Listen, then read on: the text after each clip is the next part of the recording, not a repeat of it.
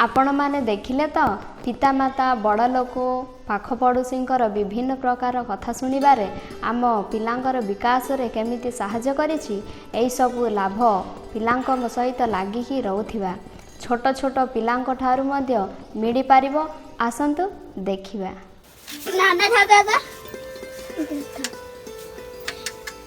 कते धर हां कसो करा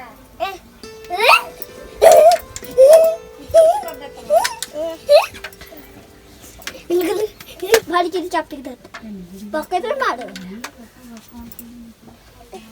कोण हाय बाकरागा बड़ बड़ हो जाओ मारा मारा को तमे लगन लगन आर पढ़ा को तमे चाकरी को तमे। आस देखिबा पिला सहित कथा हेबार लाभ कौन। जेउ बाप माँ माने निज पिलामानंक सहित प्रतिदिन जेते बेसी कथा हुअंती से पिलामानंकर भाषा कहिबा तथा कथावार्ता करिवार शक्ति बढ़ी थाए।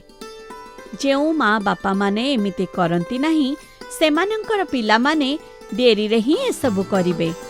पिला संगे कथा हेबा समय रे पिला सहित मजालिया लंबा कथा धीरे न कहिबा पिलालियामी कथा हेबा द्वारा पिलार मस्तिष्क उज्जवल होइथाए।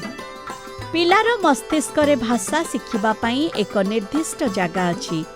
पिलार कान रे जेते शब्द आसीबो से जगह सेते सक्रिय हबो। ता कथावार्ता करिवार कौशल को बढ़ाई थाए।